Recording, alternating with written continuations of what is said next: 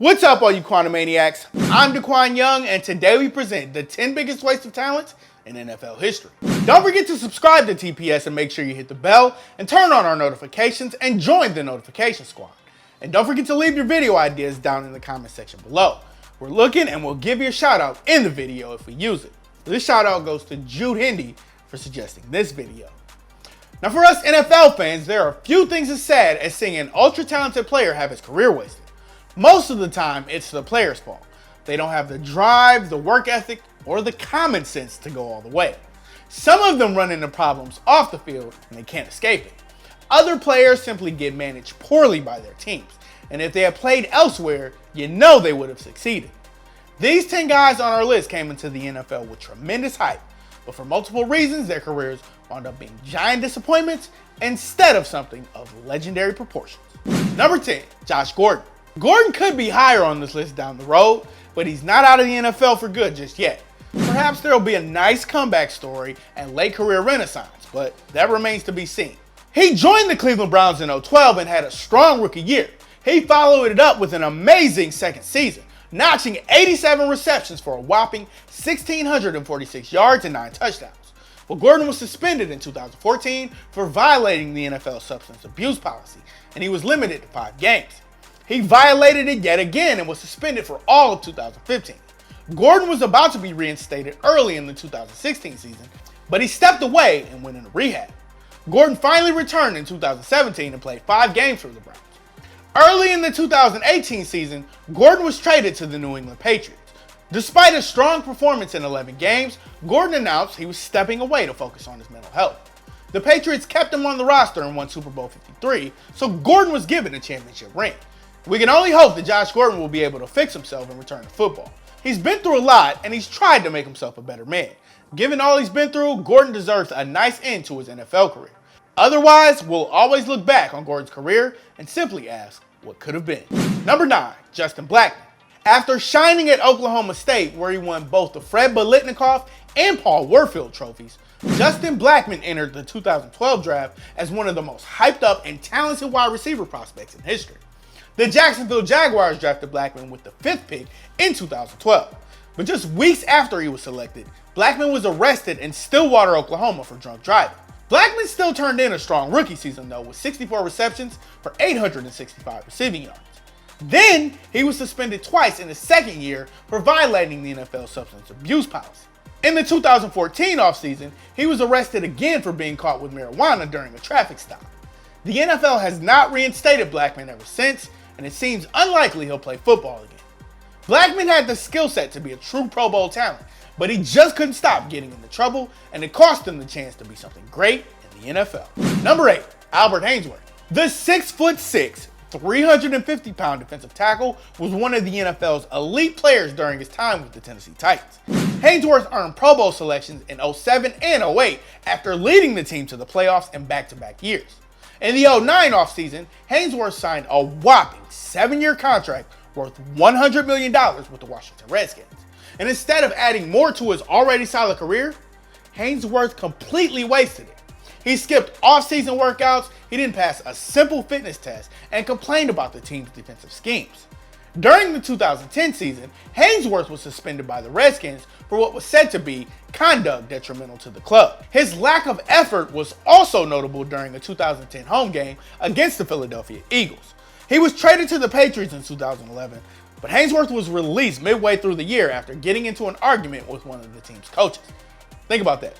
Even Bill Belichick couldn't turn his career around. His laziness, hot temper, and selfish attitude made him go from potential Hall of Famer to the worst free agent signing in NFL history. That's quite the contrast. Number 7, Michael Vick. Now we could have Vick higher on this list too, but unlike the other guys on here, the former Pro Bowl quarterback actually saw plenty of success in the NFL. The only thing is, he could have done way more.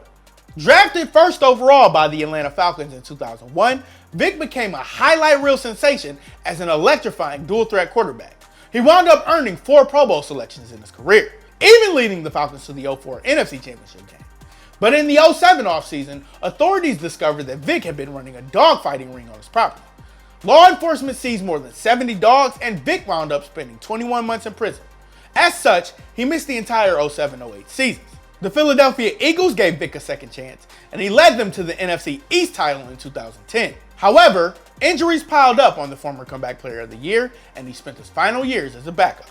Now, there's no telling where Vic could have gone if he stayed out of trouble. He could have been the face of the Falcons franchise all this time, but Matt Ryan became the guy instead. Vic only had one more strong season when he returned to the NFL after serving his jail time, and he really should have been a Hall of Famer. Number 6, Robert Griffin III. The Washington Redskins traded up and selected the Heisman Trophy winning quarterback with the number 2 pick in the 2012 draft. RG3 dazzled in his rookie season as a dual threat quarterback, leading the Redskins to a 2012 NFC East Division title. He was also named Offensive Rookie of the Year after tossing 20 touchdowns and 5 interceptions. But near the end of the regular season, Griffin suffered a knee injury and was forced to miss a brief period of action. Dr. James Andrews reportedly didn't clear Griffin, but he played the final 2 games and started their playoff game against the Seattle Seahawks. Sadly, RG3 suffered another knee injury in the wildcard loss, and that's when it was revealed that RG3 hadn't been cleared to play. He underwent knee surgery and endured a terrible second year, during which he was clearly hampered from the injury. He suffered an ankle injury and he only played about half of the 2014 season. A year later, Kirk Cousins won the starting job and RG3 didn't play at all in 2015. The Redskins released Griffin during the 2016 offseason, and he has since continued as a career backup. You kind of feel horrible for RG3. The Redskins made him play while he was hurt, and it cost him the chance to be something special. Now imagine how great RG3 could have been if the Redskins showed more regard for his health and safety. Number 5, Johnny Manziel. The 2012 Heisman Trophy winner dazzled during his college days at Texas A&M. Johnny Football was one of the most athletic quarterbacks we had ever seen, dominating opposing defenses with his excellent dual threat style of play. Now, despite his talents, there were some concerns about Manziel's character and if he would be able to adapt at the NFL level. The Cleveland Browns took the risk and drafted Manziel with the 22nd overall selection in 2014. However, Brian Hoyer earned the starting job, so Manziel had to spend most of his rookie season on the bench. He started 2 games, but struggled with 0 touchdown passes and 2 interceptions. He started 6 games in his second year, tossing 7 touchdowns and 5 interceptions. Sadly, Manziel was able to escape his off-the-field troubles. He broke curfew and was seen partying in Vegas while in disguise at one point. Dallas police also investigated Manziel for a domestic violence case involving his girlfriend at the time. His refusal to take his job seriously, along with his off-the-field problems, gave the Browns no choice but to release him after just 2 seasons. Manziel had the chance to be something great in the NFL, but he just wasn't able to focus and keep his act clean. He tried out for the CFL but was released by the Montreal Alouettes for reportedly violating a part of his contract. The league wouldn't let him sign elsewhere. It was later said that Manziel was a no-show for some mandatory meetings. He then joined the Memphis Express of the AAF, but the league ceased operations before the 2019 season ended. Number 4, Greg Hardy. The Carolina Panthers selected Hardy in the 6th round of the 2010 NFL Draft, but he more than outperformed expectations during his time with the franchise. Hardy broke out in 2012 with an 11-sack season.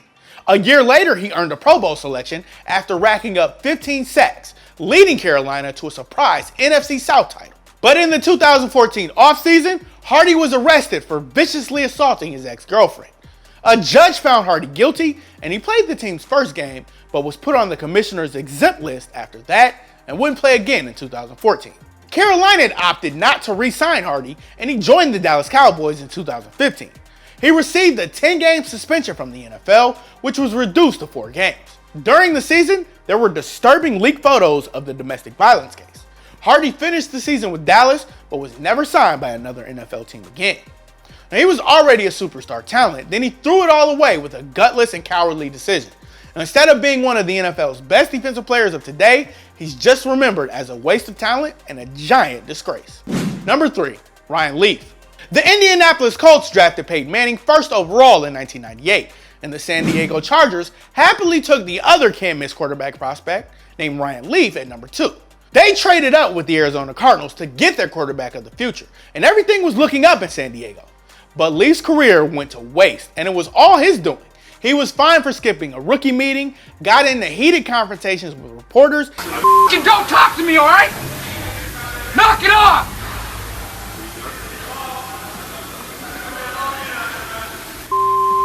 And became extremely unpopular in the locker room. Teammate Rodney Harrison said working with Leaf was a nightmare you can't even imagine. He reportedly played golf instead of studying film, which is kind of ridiculous. Leaf missed his entire second year with a shoulder injury, but even when he was on the field, he just wasn't good. Leaf tossed 14 touchdowns and 36 interceptions in his career. He was released after the 2000 season, and he played briefly for the Dallas Cowboys in 2001, but was later cut. Bad, selfish, me-first attitude, a troublemaker, didn't try hard enough, didn't perform well. This was all Ryan Leaf's doing. If he took it more seriously, he could have been something special.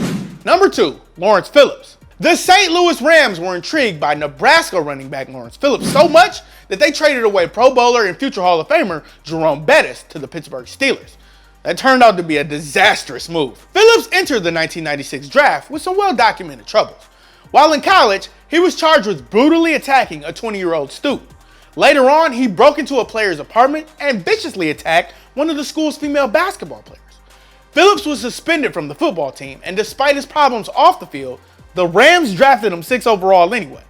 But Phillips clashed with coaches and became lazy, skipping practices and breaking curfew. In the midst of his second season in 1997, Phillips was released by the Rams, who simply couldn't handle him anymore. He continued to get into trouble off the field, and stops in San Francisco, Miami, and the CFL did nothing to help him. After his playing career, he just kept getting into trouble. While in prison, he was charged with the murder of a fellow inmate. Phillips was found dead of an apparent suicide in January of 2016. A sad ending to what should have been a promising career and life.